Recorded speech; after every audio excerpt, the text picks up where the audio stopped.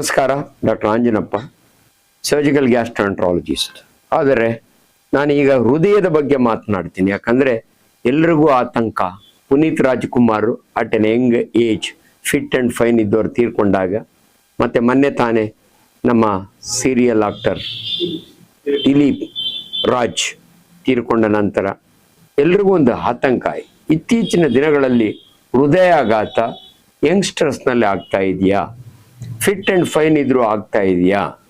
ಹೃದಯಾಘಾತಕ್ಕೆ ಕಾರಣಗಳೇನು? ಆತ್ಮೀಯರೇ, ನಿಮಗೆ ಹೃದಯದ ಬಗ್ಗೆ ಕರೆಕ್ಟ್ ಮಾಹಿತಿ ಕೊಡಬೇಕು ಅಂದರೆ ನಿಮ್ಮ ಎದೆಯ ಎಡಭಾಗದಲ್ಲಿ ಅಂದರೆ ಸೆಂಟರ್ನಲ್ಲಿ ನಿಮ್ಮ ಮುಷ್ಟಿಯಷ್ಟು ಗಾತ್ರ ನಿಮ್ಮ ಹೃದಯ ಇದೆ.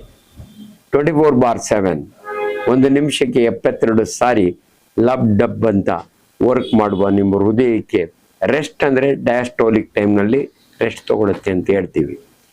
ಈ ಹೃದಯಾಘಾತ ಅಥವಾ ಹಾರ್ಟ್ ಅಟ್ಯಾಕ್ ಅಂದರೆ ನಿಮಗೆ ಸರಳವಾಗಿ ಹೇಳಬೇಕು ಅಂದರೆ ನಿಮಗೆ ಒಂದು ಡೆಮಾನ್ಸ್ಟ್ರೇಷನ್ ಕೊಡ್ತೀನಿ ನೋಡಿ. ನನ್ನ ಬೆರಳಿದೆ, ಪಿಂಕ್ ಕಾಣ್ತಾ ಇದೆ. ಇದು ಬದುಕಿದೆ ಅಂದರೆ ಇದಕ್ಕೆ ಆಹಾರ ಬೇಕು. ಬದುಕಬೇಕಾದ್ರೆ ಗ್ಲೂಕೋಸ್ ಅಂಡ್ ಆಕ್ಸಿಜನ್ ಅದು ಎಲ್ಲಿಂದ ಬರುತ್ತೆ? ನಮ್ಮ ಹೃದಯ ಬಡಿತದಿಂದ ಪಂಪ್ ಆಗುತ್ತಲ್ಲ ಬ್ಲಡ್, ಆ ರಕ್ತ ಗ್ಲೂಕೋಸ್ ಅಂಡ್ ಆಕ್ಸಿಜನ್ ಕ್ಯಾರಿ ಮಾಡುತ್ತೆ. ಬೈ ಚಾನ್ಸ್ ನಾನು ಇದಕ್ಕೊಂದು ರಬ್ಬರ್ ಬ್ಯಾಂಡ್ ಹಾಕಿ 4 hours ಬಿಟ್ಬಿಟ್ಟ ಅಂದರೆ ಇದು ಕಪ್ಪಗಾಗುತ್ತೆ, ಅಂದರೆ ಗ್ಯಾಂಗ್ರೀನ್ ಆಗುತ್ತೆ, ಅಂದರೆ ಸತ್ತೋಗುತ್ತೆ. 4 hours ನಿಮ್ಗೆ ಹೇಳ್ತಾ ಇದ್ದೀನಿ. ನಮ್ಮ ಹೃದಯಕ್ಕೂ ಕೂಡ ರಕ್ತ, ಊಟ ಅಂದರೆ ಆಕ್ಸಿಜನ್ ಅಂಡ್ ಗ್ಲೂಕೋಸ್ನ ಕ್ಯಾರಿ ಮಾಡುವಂಥ 2 ಬ್ಲಡ್ ವೆಸಲ್ಸ್ ಇದಾವೆ. ಆಕ್ಚುಲಿ 4 ಕರೋನರಿ ವೆಸಲ್ಸ್ ಅಂತೀವಿ. Left coronary, right coronary, circumflex, left descending ಇವೆಲ್ಲ ಇದ್ದಾವೆ. ಅದು ಏನಾದರೂ ಬ್ಲಾಕ್ ಆದರೆ ಇಲ್ಲಿ ನಾನು ನಿಮಗೆ ಡೆಮಾನ್ಸ್ಟ್ರೇಷನ್ಗೋಸ್ಕರವಾಗಿ ಒಂದು ರಬ್ಬರ್ ಬ್ಯಾಂಡ್ ಹಾಕ್ತೆ. ಆದರೆ ಹೃದಯದ ರಕ್ತನಾಳದೊಳಗೆ ತುಕ್ಕಿಡಿಯುತ್ತೆ. ಅದು ಮುಂದೆ ನಾನು ಹೇಳ್ತಾ ಹೋಗ್ತೀನಿ. ಕೊಲೆಸ್ಟ್ರಾಲು ಅದರೊಳಗಡೆ ಡಿಪಾಸಿಟ್ ಆದರೆ ಅದರ ಲೂಮೆನ್ನು ನ್ಯಾರೋ ಆಗ್ತಾ ಹೋಗುತ್ತೆ.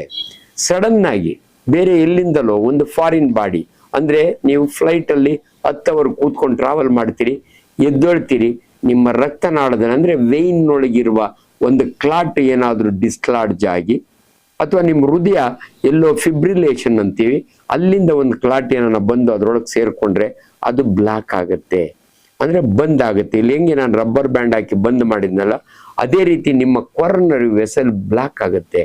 ಹಾಗಾದಾಗ ನಿಮ್ಮ ಹೃದಯದ ಒಂದು ಭಾಗ ಸತ್ತೋಗುತ್ತೆ. ಅದನ್ನ ನನ್ನ ಭಾಷೆಯಲ್ಲಿ ಇನ್ಫಾರ್ಕ್ಷನ್ ಅಂತೀವಿ ನಾವು, ಮಯೋಕಾರ್ಡಿಯಲ್ ಇನ್ಫಾರ್ಕ್ಷನ್. ನೋಡಿ, ಇದು ಸ್ಕೆಲೆಟಲ್ ಮಸಲ್. ನಮ್ಮ ದೇಹದಲ್ಲಿ 566 ಮಾಂಸಖಂಡಗಳಿದ್ದಾವೆ. ಅದು 2 to 4 hours ತಗೊಳುತ್ತೆ ಸತ್ತೋಗ್ಲಿಕ್ಕೆ. ಅದೇ ನಮ್ಮ ಹೃದಯ ಇದೆಯಲ್ಲ, ಮಯೋಕಾರ್ಡಿಯಂ ಅಂತೀವಿ ನಾವು, ವೆರಿ ಸ್ಪೆಸಿಫಿಕ್ ಮಸಲ್. ಅದು ಈ ಮಸಲ್ಗೆ 5 ನಿಮಿಷ ಆಕ್ಸಿಜನ್ ಅಂಡ್ ಗ್ಲೂಕೋಸ್ ಇಲ್ಲ ಅಂದರೆ ಅಷ್ಟು ಜಾಗ ಸತ್ತೋಗುತ್ತೆ.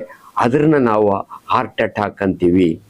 ನಿಮ್ಮ ಭಾಷೆಯಲ್ಲಿ ಹೃದಯಾಘಾತ, ಕನ್ನಡದಲ್ಲಿ ಹೃದಯಾಘಾತ ಅಂತೀವಿ, ಇಂಗ್ಲಿಷ್ನಲ್ಲಿ ಹಾರ್ಟ್ ಅಟ್ಯಾಕ್ ಅಂತೀವಿ.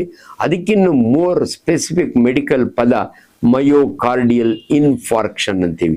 MI ಆಯಿತು ಅಂತೀವಿ ನಾವು. ಪೇಷಂಟ್ ಬಂದಿದೆ, MI ಪೇಷಂಟ್ ಬಂದಿದೆ ಅಂತೀವಿ.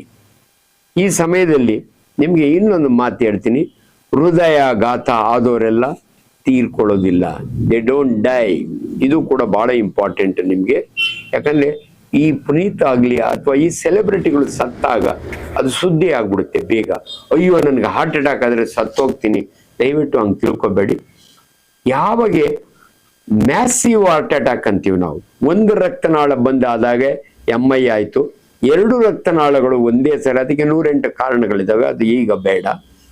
2 ರಕ್ತನಾಳಗಳು ಬಂದಾದಾಗೆ left and right coronary vessel block ಆದಾಗೆ ಮ್ಯಾಸಿವ್ ಹಾರ್ಟ್ ಅಟ್ಯಾಕ್ ಅಂತೀವಿ ನಾವು.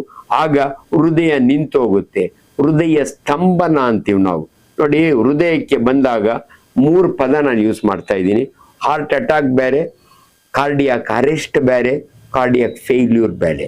ಹೃದಯ ಫೇಲ್ ಆಗೋದು ಬೇರೆ, ಹೃದಯ ನಿಂತೋಗೋದು ಬೇರೆ. ಸ್ತಂಭನ ಅಂದರೆ ನಿಂತೋಗೋದು, ಹಾರ್ಟ್ ಅಟ್ಯಾಕ್ ಬೇರೆ. ಹಾರ್ಟ್ ಅಟ್ಯಾಕ್ ಆದವ್ರಿಗೆಲ್ಲ ಸಿಂಪ್ಟಮ್ಸ್ ಇರುತ್ತೆ. ಅವರು ಆದಷ್ಟು ಬೇಗ ಗೋಲ್ಡನ್ ಅವರ್ ಅಂತೀವಿ.